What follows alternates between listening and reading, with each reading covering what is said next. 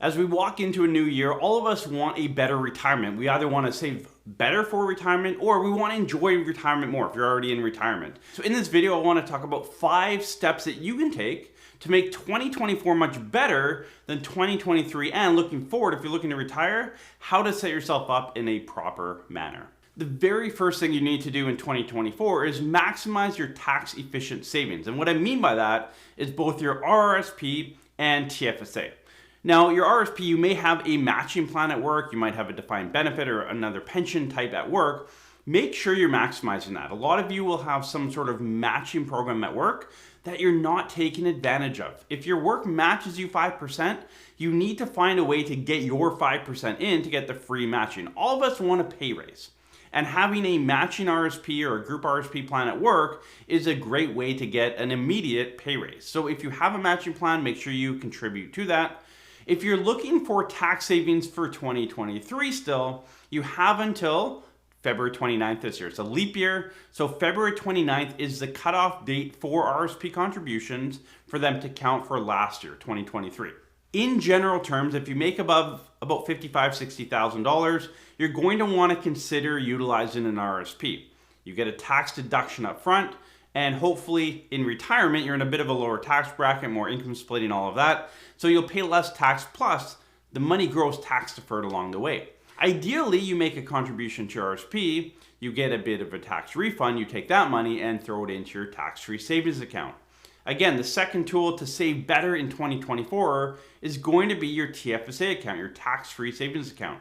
That's an account you don't get a tax deduction when you put money in, but anything that you put in there grows tax-free and tax-deferred. So if you put $5,000 in there and it grows to $10,000 over time, you can pull that out absolutely tax-free. Now, remember, both your RSP and your TFSA both have contribution limits. So understand what your limit is so you don't over-contribute in 2024, but do all you can to bump right up against the maximization ceiling to make sure that you're maximizing every single tax dollar, savings dollar that you have heading forward and into retirement. The second tip will be define your retirement goals. There's too many of you that are getting very close to retirement or you're already in retirement and you literally have no goals other than 1 or 2 things. Define your retirement goals. I can't say that enough. It's like anything in life. You want to have goals, you want to write them down, ideally share them with someone, and that will help you accomplish those goals. No different with retirement. Set some goals for retirement. It could be travel, financial, family, whatever it is. We all have different goals. Maybe it's learning a new hobby, instrument, craft, whatever it is. Set 5 to 10 goals for retirement. So if you're not quite retired, but you're getting close, or maybe it's even 10 or 15 years away, write down 5 to 10 things that you would like to do in retirement, accomplish in retirement. If you're already in retirement, again, write down 5 to 10 things that you would like to accomplish. Maybe not in 2024 specifically, but through retirement. So instead of kind of going blindly into retirement, and that'll lead us into our next tip here, but have some goals written down so that you know, where am I going for? Like, what am I reaching for in retirement? The third tip for you is to create a comprehensive retirement plan. So many of you are walking blindly into retirement, you're making bad decisions, and it's funny, everyone I talk to wants to pay less tax. They want more money in their pocket. You've worked hard to build up the assets that you have. Yet, so many of you are giving way too much to CRA, you're not putting enough back in your pocket, you're gonna get to your 80s and have more than you think, and you're not enjoying those go-go years of retirement. So have a professional plan done. If you're working with a financial planner, have them put a proper plan together. Look at different options. You know, taking a big conversation, obviously, CPP. What's the difference between taking it earlier or later? OAS. How do you draw down your accounts efficiently? How do you make sure you don't get into your 70s and 80s with big registered accounts and have big tax bills at death? There's strategies around all of this to create a nice plan. You want to take all of your assets and funnel it down in the most efficient manner to put more back in your pocket and less in CRA's pocket in a legal fashion. And there's many ways to do that. And for those of you that are kind of entering retirement right now, you understand. There's a lot of different income sources, a lot more tax planning in retirement, and it's really important to hire a professional to get that put together for you. Trust me, whatever you pay a professional could be anywhere between, typically around $5,000. Typically that's going to be paid back to you very quickly with a good efficient plan.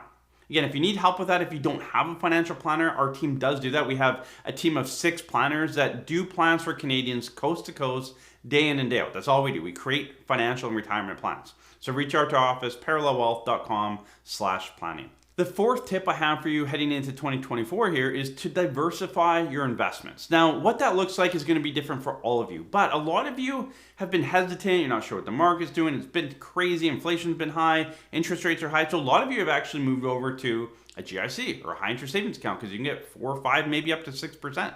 That world is going to be changing as we go through 2024. Interest rates are going to come down. That means that your GIC rates are going to come down, your savings rates. You need to get back and earn something. What do you need to get? What rate of return do you actually need to earn to meet your retirement goals? That's kind of step 1, and that should be built into your financial plan. Tip number 3, you want to make sure that your investments are aligned with your retirement goals, your objectives, your risk tolerance, all of that. And 2024 is going to be a bit of a transition year. As rates come back down over the next year and 2, we're going to see that savings account drop. That means if you want 5, 6, 7%, you're probably going to have to get out of risk-free assets like a GIC and move back into more risk type products. So what that looks like, again, it's going to be different for everyone.